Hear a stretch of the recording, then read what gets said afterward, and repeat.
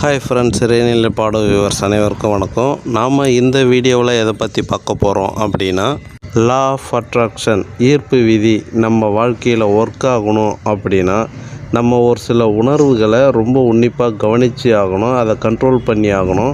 அப்படி நம்ம கவனிக்காமல் ஒரு சில உணர்வுகள் நம்ம எல்லை மீறி போகும்போது அந்த ஈர்ப்பு விதி நமக்கு ஒர்க் ஆகாமல் போகிறதுக்கான வாய்ப்புகள் நிறைய இருக்குது. அந்த உணர்வு என்ன அப்படிங்கிறத இந்த வீடியோவில் நம்ம பார்க்கலாம். அந்த உணர்வு என்ன அப்படின்னு பார்த்தீங்கன்னா, புறம் பேசுதல், பிறரை குறை கூறுதல். இந்த ரெண்டு விஷயம் இருக்குது அப்படின்னா ஈர்ப்பு விதி நமக்கு சாதகமாக ஒர்க் ஆகாது. அதாவது நம்ம வாழ்க்கையில் பார்த்திங்கன்னா நிறைய பேரை சந்திப்போம், நிறைய விஷயங்கள் நம்ம கேள்விப்படுவோம். நியூஸு, இந்த மாதிரி தகவல்கள், சினிமா பற்றியோ, அரசியலை பற்றியோ, இல்லை சொந்தக்காரங்களை பற்றியோ, ஃப்ரெண்ட்ஸை பற்றியோ, இல்லை வேலை செய்கிற இடத்துல, இந்த மாதிரி நிறைய விஷயங்கள் நம்ம சந்திப்போம். சந்திக்கிற இடத்துல ஒவ்வொருத்தருடைய குணாதிசயங்களை பார்த்து அவங்க நல்லவங்க கெட்டவங்க அப்படின்னு நம்மளே ஒரு இமேஜினேஷன் பண்ணுவோம், புறம் பேசுவோம். அவங்க அது செஞ்சுருக்கக்கூடாது, இதை செஞ்சுருக்கக்கூடாது, இல்லை அப்படி பேசுனது தப்பு, அப்படி சொன்னது தப்பு, இப்படின்னு அவங்க முன்னாடி நம்ம பேச மாட்டோம். ஆனால் அவங்க போக விட்டு பின்னாடி பேசுவோம். இல்லை அவங்க சம்மந்தப்பட்ட நபர்கள்கிட்டயோ இல்லை நம்ம ஃப்ரெண்ட்ஸுக்கிட்டேயோ நம்ம ஷேர் பண்ணிக்குவோம். ஒருத்தரை பற்றி நம்ம என்ன உண்மைன்னு தெரியாமையே நம்ம இந்த மாதிரி புறம் பேசுவோம். நம்மளே ஒரு இமேஜினேஷன் பண்ணுவோம், ஒரு வியூகம் வகுத்துக்கிட்டு இதுதான் அப்படி பண்ணியிருப்பாங்க, இதனால தான் அதை சொல்லியிருப்பாங்க அப்படின்னு நம்மளே ஒரு கற்பனையில் ஒரு வியூகம் வகுத்து நம்மளே ஒரு விஷயத்தை கிரியேட் பண்ணி ஒருத்தருக்கும் ஒரு முத்திரை குத்துவோம். ஓகேங்களா? ஆனால் உண்மையிலேயே உண்மை என்னங்கிறது இயற்கைக்கு தான் தெரியும், அவங்களுக்கு தான் தெரியும், நமக்கு தெரியாது. இன்னும் சொல்லப்போனால் இயற்கைக்கு என்ன பண்ணணுமோ அதை செஞ்சுக்கிட்டு இருக்கோம். ஆனால் அவங்களுக்கே கூட அந்த விஷயம் ஒரு பிடிபடாமல் போய்கிட்டு இருக்கோம். வாழ்க்கையில் ஒவ்வொரு சம்பவங்களும், ஒவ்வொரு எண்ணங்களும், ஒவ்வொரு செயல்களுமே இயற்கை சூழ்நிலைக்கு தக்கவாறு வடிவமைச்சிக்கிட்டே இருக்கும். ஓகேங்களா? நம்ம அதை குறை சொல்லிக்கிட்டு இருப்போம், அதை ஒரு புறம் பேசிக்கிட்டு அது குற்றம் சொல்லிக்கிட்டு இருப்போம். ஆனால் அதனுடைய செயல் இயற்கை செஞ்சது அப்படிங்கிறது நமக்கு ஒரு புரிதல் இருக்காது. அப்போது நம்ம இயற்கை செய்யக்கூடிய விஷயங்கள் நம்ம அதை டிஸ்கஷன் பண்ணி விவாதம் பண்ணி இது சரி தப்புன்னு நம்ம புறம் பேசி ஆராயும் போது அது இயற்கைக்கு எதிரானதாக போய் நிற்கும். ஓகேங்களா? நம்ம புறம் பேசும்போது கற்பனையாக பல விஷயங்கள் நம்மளே இமேஜினேஷன் பண்ணி ஒரு விஷயத்தை நம்ம சொல்லும்போது அது இயற்கைக்கு எதிரானதாக திரும்பும்போது நம்ம இயற்கை கிட்ட வைக்கிற கோரிக்கையும் அங்கே தடைப்படும். ஓகேங்களா? ஏன்னா நம்ம இயற்கை கிட்ட, இந்த பிரபஞ்ச விதிக்கிட்ட நமக்கு தேவையான விஷயங்கள் நம்ம கேட்கும்போது இன்னொரு பக்கம் நம்ம மைண்டே புறம் பேசும்போது இயற்கைக்கு எதிரான எண்ணங்கள், செயல்கள், சிந்தனைகள் அது நடந்துக்கிட்டு இருக்கும். அப்போது இது ரெண்டும் ஒத்து போகாது. நம்ம ஒரு விஷயம் இயற்கை சார்ந்து இருக்கும், இன்னொரு விஷயம் இயற்கைக்கு எதிராக இருக்கும்.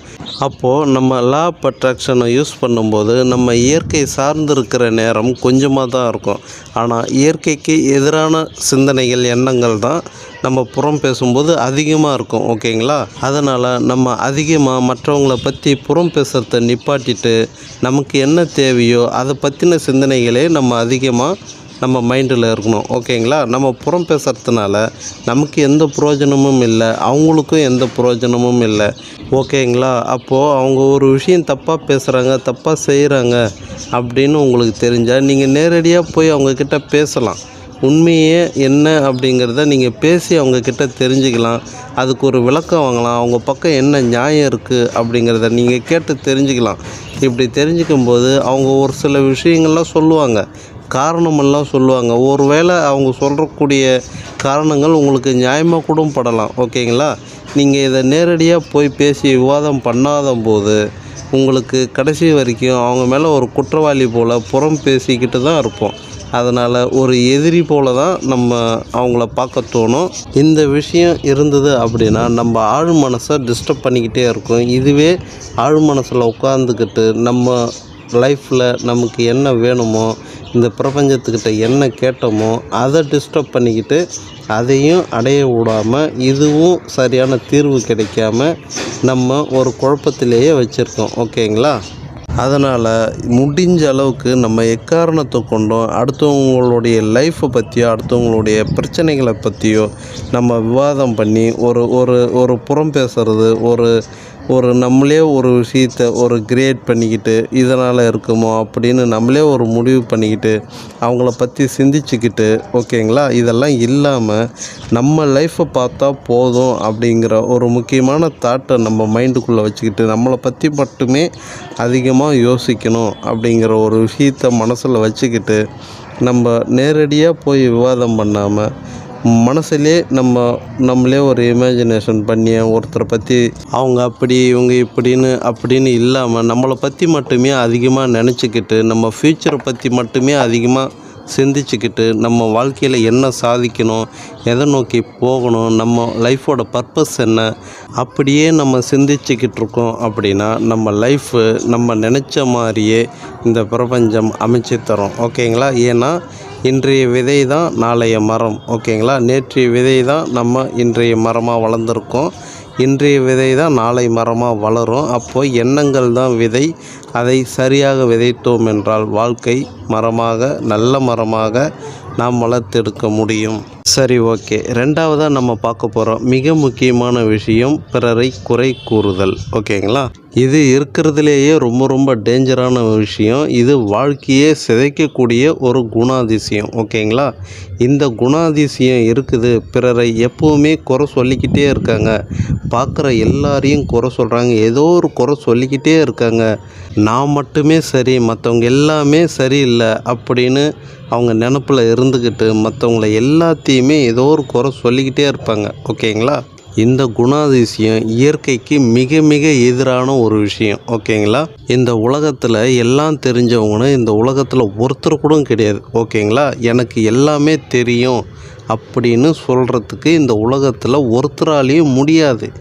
ஏன்னா அவங்கவுங்க பிறந்த இடத்துல அவங்கவுங்க தெரிஞ்ச விஷயங்கள், அதாவது கற்றது கைமண் அளவு கல்லாதது கடல் அளவுன்னு சொல்லுவாங்க இல்லைங்களா. அந்த மாதிரி அவங்க வாழ்க்கையில் கண்ட அனுபவங்கள் மட்டும்தான் அவங்களுக்கு தெரிஞ்ச விஷயம். அவங்க வாழ்க்கையில் பார்க்காத அனுபவிக்காத எந்த ஒரு விஷயமும் அவங்களுக்கு தெரியாது ஓகேங்களா. ஒருத்தர் வாழ்க்கையில் ஒரு சூழ்நிலை வருது அப்படின்னா அதே சூழ்நிலை உங்களுக்கும் வருது மற்றவங்களுக்கும் வருது அப்படின்னா எல்லா சூழ்நிலையும் ஒரே மாதிரியான அனுபவத்தை கொடுக்காது. எனக்கு வந்த சூழ்நிலை ஒரு அனுபவத்தை கொடுக்கும். அதே சூழ்நிலை உங்களுக்கு வரும்போது அது வேற ஒரு அனுபவத்தை கொடுக்கும் ஓகேங்களா. அப்போது இந்த உலகத்தில் ஒரே சூழ்நிலை உலகத்தில் இருக்கிற எல்லாருக்குமே ஏதோ ஒரு சமயத்தில் வரும். ஆனால் அவங்கவுங்க கண்ட அனுபவங்கள் அவங்கவுங்க அனுபவித்த உணர்வுகள்லாம் வித்தியாசப்படும் ஓகேங்களா. அப்போது அந்த உணர்வுக்கும் அந்த அனுபவத்துக்கும் அவங்க செய்யக்கூடிய விஷயங்கள் நம்ம பார்வைக்கு தப்பாக தோணலாம். ஆனால் அவங்கள பொறுத்த வரைக்கும் அது சரியாக கூட இருக்கலாம். இல்லை, மற்றவங்க செய்யக்கூடிய விஷயங்கள் இயற்கை நீதியின்படி அது நடக்கக்கூடிய விஷயமாகவும் இருக்கலாம். அது நடந்தே ஆக வேண்டும் அப்படிங்கிற ஒரு இயற்கையின் விதியின்படி அது நடந்தே ஆக வேண்டும் என்ற கட்டாயம் கூட இருக்கலாம். அதை நம்ம குறை சொல்ல முடியாது ஓகேங்களா. ஒருத்தரை வச்சு ஒரு விஷயம் இந்த இயற்கை காரியப்படுத்தும். அந்த காரியம் பிறருடைய நன்மைக்காக கூட இருக்கும், நம்மளுடைய கெடுதலுக்காகவும் இருக்கலாம், பிறருடைய நன்மைக்காகவும் இருக்கலாம் ஓகேங்களா. நமக்கு ஒரு அனுபவத்தை கொடுக்கலாம், பிறருக்கு ஒரு அனுபவத்தை கொடுக்கலாம். ஆனால் அவங்க செஞ்சது தவறாக கூட இருக்கலாம். அந்த தவறு இயற்கையின் விதிப்படி தான் நடந்திருக்கலாம். அதனால் இயற்கை போடுற கணக்கு சரியாக போய்கிட்டு இருக்கோம் ஓகேங்களா. ஆனால் நம்ம பார்வைக்கு அவங்க செஞ்சது தப்புன்னு தோணலாம் ஓகேங்களா. அப்போ இந்த புரிதல் இல்லாத போது நம்ம ஒரு குறையை சொல்லக்கூடாது. நமக்கு அந்த புரிதல் வேணும். அவங்க செஞ்ச காரியத்தில் நமக்கு ஒரு தவறு நடக்கலாம், இல்லை நமக்கு ஒரு கெடுதல் நடக்கலாம். ஆனால் மற்றவங்களுக்கு ஏதாவது பயனுள்ளதாக அமைஞ்சிருக்கா அப்படின்னு நம்ம பார்க்கலாம் ஓகேங்களா. இல்லை அவங்க ஏதாவது ஒரு அனுபவத்தை கற்றுக்குறாங்களா, இதன் மூலிமா தெரியாமல் செஞ்சிட்டாங்க, இதன் மூலிமா அவங்களுக்கு ஏதாவது ஒரு அனுபவம் கிடைத்திருக்கிறதா அப்படிங்கிறத நம்ம பார்க்கலாம். இப்படி இந்த உலகத்தில் ஒவ்வொரு செயலுமே காரணம் காரியம் இல்லாமல் எதுவுமே நடக்காது ஓகேங்களா. இந்த இயற்கை மிக துல்லியமாக நடத்தி கொண்டு இருக்கிறது. அதில் நன்மை தீமையெல்லாம் தாண்டி இங்கே ஒரு அனுபவத்தை மட்டுமே இந்த உலகத்தில் விதைச்சிக்கிட்டு இருக்கு ஓகேங்களா. இந்த இயற்கை இந்த பிரபஞ்சம் மனிதர்களுக்கு ஒரு பாடத்தை விதைத்து கொண்டே இருக்கிறது, ஒரு அனுபவத்தை விதைத்து கொண்டே இருக்கிறது. அதன் மூலம் அடுத்த கட்டத்தை நோக்கி நகர்த்தி கொண்டே இந்த இயற்கை இருக்கிறது ஓகேங்களா. அதனால் நம்ம யாரையும் குறை சொல்கிறதுக்கு நம்ம யோசிக்கக்கூடாது. முடிஞ்ச அளவுக்கு அவங்க செயல்களில் நல்லது கெட்டது என்ன, எந்த பக்கம் நல்லது நிச்சயமாக ஏதோ ஒரு பக்கம் நல்லது நடந்திருக்கும், ஏதோ ஒரு பக்கம் கெட்டது நடந்திருக்கும். எல்லா நல்லதுக்குள்ளேயும் ஒரு கெட்டது இருக்கும், எல்லா கெட்டதுக்குள்ளேயும் ஒரு நல்லது இருக்கும்.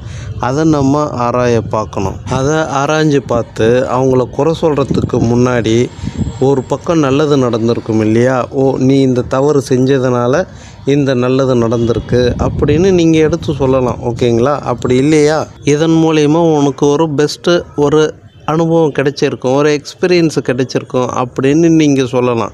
நேரடியாக ஒரு குற்றம் குறை சொல்லாமல் அதனால் ஏற்பட்ட நன்மைகளும் இல்லை அதனால் ஏற்பட்ட அனுபவங்களும் பாடங்களும் நம்ம எடுத்து சொல்கிறோம் அப்படின்னா நிச்சயமாக அந்த இடத்துல நம்ம ஒரு குறை சொல்கிற மாதிரி வராது. இப்போ நம்ம அந்த குறைகள் பிறரை குறை சொல்கிறதுனால நடக்கக்கூடிய விஷயங்கள் என்ன அப்படின்னா இதுவே இயற்கைக்கு எதிரான ஒரு செயல் தான். ஓகேங்களா? ஏன் அப்படின்னா இங்கே இயற்கை எல்லாத்தையுமே ஒரே மாதிரியே செஞ்சிடாது. ஓகேங்களா? அப்படி செஞ்சிட்டா இந்த உலகம் இயக்கம் பாதிக்கப்படும். ஏன்னா இங்கே எல்லாருக்குமே அறிவு இருக்குது, திறமை இருக்குது, உழைப்பு இருக்குது, உடம்பு இருக்குது, எல்லாமே இருக்குது. இருந்தாலும் எல்லாராலையும் ஒரே விஷயத்த செய்ய முடியல. ஏன், என்ன காரணம்? அப்படி எல்லாரும் ஒரே விஷயத்தை செஞ்சால் இந்த உலகமே இயங்காது. ஓகேங்களா? ஒருத்தர் விவசாயம் பண்ணுறாங்க, ஒருத்தர் வேறு ஏதோ வேலை செய்கிறாங்க, ஒவ்வொருத்தரும் ஒவ்வொரு வேலை செய்கிறாங்க. ஓகேங்களா? எல்லா தேவைகளும் ஒருத்தரே செய்ய முடியாது. இப்போது எல்லாருமே நம்ம இருக்கிற இடத்துக்கு சாப்பாடு வரணும் அப்படின்னு நினைக்கிறோன்னு வைங்க. அப்போ சாப்பாடு உருவாக்குறது யார், சாப்பாடு செய்கிறது யார், மற்ற விஷயங்கள்லாம் எப்படி நடக்கும்? ஓகேங்களா? அப்போது இங்கே இந்த உலகம் இயக்கம் இயங்கணும் அப்படின்னா எல்லாரும் எல்லா மாதிரியும் ஆகிட முடியாது, எல்லாரும் எல்லாத்தையுமே அடைஞ்சிடவும் முடியாது. ஓகேங்களா? இந்த இயற்கை யார் எப்போ எங்கே எப்படி செய்யணுங்கிறது மிக துல்லியமாக செய்ய வைத்து கொண்டு இருக்கிறது. ஓகேங்களா? அப்போது நம்ம இங்கே யாரை குறை சொல்கிறோம்? மக்களை குறை சொல்கிறோம், மற்றவர்களை குறை சொல்கிறோம், தப்பாக செய்கிறவங்கள குறை சொல்கிறோம், இங்கே மிஸ்டேக் பண்ணுறவங்கள குறை சொல்கிறோம். இது எல்லாமே இயற்கை தான் பண்ணிக்கிட்டு இருக்கு அப்படின்னு உங்களுக்கு ஒரு புரிதல் கிடைச்சா நீங்கள் என்ன பண்ணுவீங்க? நீங்கள் பாட்டு உங்கள் வாழ்க்கையை நல்லபடியாக வாழ்கிறதுக்கான வழி தான் பார்ப்பீங்க. ஓகேங்களா? அதை தான் நம்ம பண்ணணும்.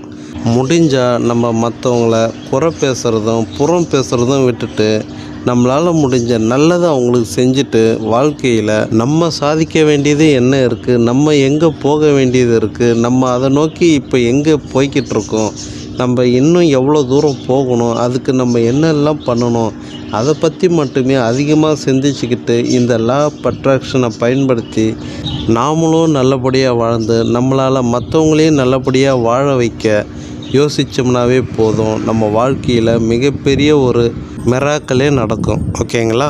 ஓகே ஃப்ரெண்ட்ஸு, நான் கடைசியாக சொல்ல வர விஷயம் என்னென்னா, மற்றவர்களை குறை சொல்வதும் புறம் பேசுவது, இந்த 2 விஷயந்தான் ஒரு மனிதனுடைய வாழ்க்கையை வைப்ரேஷன் லெவலில் நெகட்டிவாக தாக்கப்பட்டு வாழ்க்கையை முன்னேற விடாமல் தடுக்கக்கூடிய ஒரு சக்தியாக இந்த 2 விஷயந்தான் அதிகமாக இருக்குது. ஓகேங்களா?